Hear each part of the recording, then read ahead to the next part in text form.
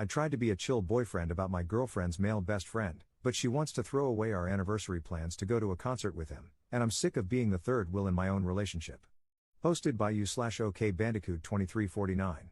I, 28M, have been dating my girlfriend, Sarah, 26F, for just over a year now, and while I love her, there's one thing that's been eating at me since the very beginning: her relationship with her male best friend, Jake, 27M. Jake has been Sarah's ride or die since college, and I knew from the start that they were close. But what I didn't realize was how much it would impact our relationship. I've always tried to be the chill, trusting boyfriend. I don't want to be that guy who's threatened by a platonic friendship. But honestly, it's gotten to the point where I feel like I'm the third wheel in my own relationship. Jake and Sarah are practically inseparable. They hang out multiple times a week, they do dinners, movie nights, spontaneous late-night drives, etc., and I'm usually not even invited. If I try to join, it's awkward, like I'm crashing their private world of inside jokes that I'm not a part of. It stings, but I tried to let it go for the sake of keeping the peace. But then things started to cross a line. Jake texts her constantly, even when we're together on dates. It's not just casual stuff, either. He calls her babe and sweetheart, and when I brought this up to Sarah, she laughed and said it was just their thing and that it didn't mean anything. Apparently, they've been calling each other that for years. But to me, it feels like there's more to it. Who calls their best friend babe when they're in a relationship? Then there was the night I stayed over at her place and woke up at 2 a.m. to find Sarah on FaceTime with Jake. She was giggling like a schoolgirl, whispering so she wouldn't wake me. When I asked her about it the next morning, she brushed it off, saying Jake needed someone to talk to. But what about me? Am I just here as background noise while she stays emotionally tethered to this guy? The breaking point came last weekend. Sarah and I had been planning a special weekend getaway for our 1-year anniversary, something we'd been looking forward to for months. But out of nowhere, Jake invites her to a concert the same weekend. Sarah asked me if we could postpone our anniversary trip so she could go with Jake instead because it's a band they both absolutely love. I was floored. Our anniversary, something we'd been planning for months, could just be rescheduled for Jake? It was like I didn't even matter. I told her that this was too much and asked her to set some clear boundaries with Jake, like no more pet names, no more hanging out one-on-one all the time, and definitely no more prioritizing him over our relationship. She blew up at me, calling me controlling and insecure. She even said, "You knew Jake was part of my life when we started dating. Why are you trying to change me now?" Things got worse when Jake apparently told her that I was being toxic and trying to manipulate her.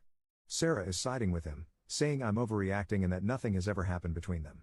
She's now furious with me for giving her an ultimatum, when all I really asked for were some boundaries that would make me feel like I'm her boyfriend, not just a side character in her life with Jake. Now Sarah is giving me the silent treatment, and I'm starting to feel like I've somehow become the jerk in my own relationship. Am I losing my mind here? I'm not asking her to drop Jake completely, just to prioritize us and respect our relationship. But maybe I've been unreasonable. Am I the jerk for asking my girlfriend to set boundaries with her male best friend, or is this friendship way too close for comfort? Top/relevant comments. Commenter. Do everyone a favor and end this thing now. You'll be doing Sarah a favor, she can have Jake. You'll be doing Jake a favor, he can have Sarah. Most of all though, you'll be doing yourself a huge favor, because you can find someone who sees you as her ride or die and someone who is actually loyal to you. After all, loyalty is the single most important factor in friendship, not being nice or liking the same things. Sarah doesn't believe she needs to be loyal to you. You know how I know? We can only truly know what we believe, versus what we think we believe, by watching how we act. Her actions speak volumes. Update 2 days later. I first want to thank you all for the amazing support you've given me. After reading through the comments and talking to some of you, I made up my mind. I was done being second place in my own relationship, and I was ready to walk away. But what happened next surprised me. Saturday night, Sarah came over to talk. I was prepared to have the breakup conversation, but before I could get a word in, she told me something unexpected. She had canceled the concert plans with Jake. She said that after our last conversation, she realized how serious I was, and it made her think about everything. She told me she had been selfish, that she had taken our relationship for granted. She said she'd told Jake she couldn't go to the concert and instead wanted to spend the weekend with me. No distractions, no third wheels, just us. I was honestly shocked. Part of me didn't believe it. For months, I had been asking her to set boundaries with Jake, and suddenly, she was doing it? It felt surreal, like a last-minute effort to save something that was already broken. But she seemed sincere. She apologized, not just for the concert situation, but for all the time she had ignored my feelings, dismissed my concerns, and prioritized Jake over us. She admitted she had been blind to how much it hurt me and said she didn't want to lose me. It was emotional. She was crying, and I could see how much it scared her that I was about to walk away. For the first time in a long time, it felt like she was choosing me. But here's the thing, as much as I appreciated her apology, it didn't magically fix everything. I told her that while canceling the concert was a good step, it didn't erase all the hurt. I still felt like I had been competing with Jake for too long, and trust, once broken, is hard to rebuild. We ended up spending the weekend together as planned.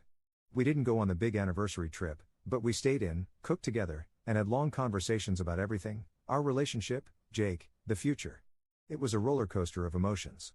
There were moments where I felt like maybe we could make this work, but also moments where the damage felt too deep to repair. By today, I was emotionally drained. Sarah seemed to think things were heading in the right direction, but I still wasn't sure. I needed space to think. So, I told her we should take a break, give each other some time to reflect and see if this relationship was something we both wanted to fight for. She didn't take it well. She cried again, begged me not to go, said she'd prove to me that she was serious about changing. But I needed to be alone, to clear my head without all the emotional ups and downs. So I left. I haven't spoken to her since. We agreed to give it a couple of weeks before we decide anything, but to be honest, I'm still leaning toward ending things for good. Could she really have set boundaries with Jake after everything? I find it hard to believe. After months of me begging, I feel like I've already checked out of the relationship, and while her efforts are appreciated, I can't shake the feeling that it's too little too late. I'll always care about Sarah, but this whole situation has made me realize how important it is to be with someone who values and respects you from the beginning. Someone who doesn't make you feel like you have to compete for their attention. Should I give her another chance, or should I go through with the breakup? Top/relevant comments. Commenter. Sounds like she found your Reddit to me. Second update 8 months later. Hey Reddit. It's been about 8 months since my last update. Honestly, I didn't plan on ever coming back to this. After everything happened, I kind of just wanted to forget about it. Plus, Sarah eventually found the post, so I stayed quiet. But at this point, I don't care who I piss off. I think I owe you guys the end of the story, plus a lot of you have been asking for an update, so here it is. So, after my last post, we decided to go on a break. We had no contact for 2 weeks, and those 2 weeks messed with my head more than I expected. I didn't know what she was doing, who she was talking to, or where things stood. Eventually, I reached out and told her I wanted to break up. I thought I was ready.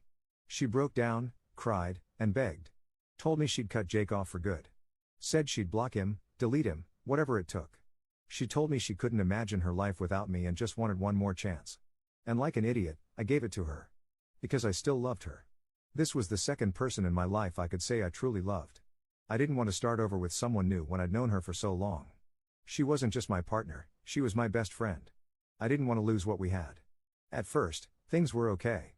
She was more present, we spent more time together, and she tried harder. But I wasn't the same. I had this weird feeling in my gut that I couldn't trust her, even if I pretended to. I just couldn't forget everything that happened. And I won't sit here and act like I was perfect either. When she was trying her hardest, I wasn't putting in the same effort. That hurt her. This went on for about 3 months. It started getting better, little by little. I thought we were making progress. I still wasn't all the way in, but I could finally say I saw a future with her. But the thing that really bothered me? Jake. She did stay true to her word and unfollowed him when we first got back together. This was almost 4 months ago. But one day while I was at work, I was scrolling on IG and saw that they had followed each other again. I asked her about it, and she said it didn't mean anything, that they weren't talking. I let it go. Maybe I didn't want to know the truth. Fast forward a few weeks. We were at my place, and she had fallen asleep first. That's when I saw an Instagram notification. I couldn't open it, didn't know her password, and I wasn't about to try and scan her face while she slept. So I ignored it. I couldn't sleep. I was restless. But I told myself I was overthinking, and I wanted to trust her. Fast forward another week. We went on vacation and were staying at a hotel. She asked me to grab something from the car, but the hotel room key was on her phone. So she handed it to me. That's when my insecurities got the best of me, and I snooped while walking to the car. That's when I saw it, DMs from Jake. And honestly, I felt nauseous. Not just old ones. Recent. Some unanswered, but some she did reply to. Messages about how she couldn't stand being apart from him. How it killed her to block him. How she missed talking to him. How she wanted to see him again. And then the part that really broke me, how she had developed feelings for him but was scared to leave me because then it wouldn't be Jake and Op. It would just be Jake. She talked about how she didn't want to lose both of us.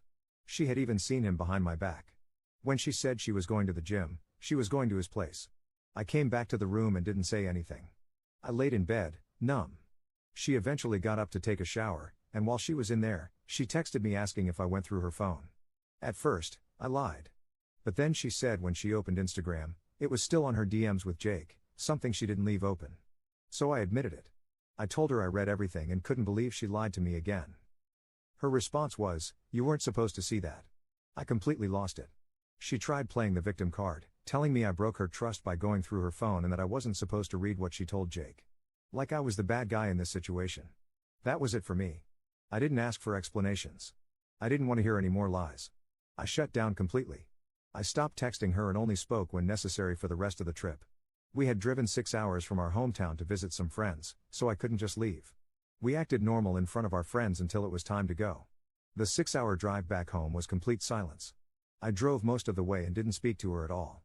When I dropped her off at her place, she tried to talk to me, even tried to kiss me goodbye. I pushed her away and asked her to get out of the car. Later that night, I texted her that I was done. I didn't want to talk anymore. She tried to explain, but at that point, there was nothing left to say. I gave her so many chances and she still chose to lie. Again, I don't know if anything sexual happened between them, and at this point, I don't care anymore. What I do know is I spent too long being second in a relationship where I should have been enough. So yeah, I'm single now. It hurts, obviously. But for the first time in a long time, I feel like I can finally breathe again. Thanks to everyone who gave it to me straight in the comments all those months ago, but also to those who told me to give her another chance. It hurt, but I grew and matured from this. Top/relevant comments. Commenter. You dodged a bullet. Someone who lies that repeatedly and then tries to gaslight you for catching them, you weren't supposed to see that, was never going to change. You wasted way too much energy on someone who was never fully yours to begin with. Ops response. That's exactly what I keep telling myself. I wasted so much time and energy. I'm just glad I ended it sooner rather than later.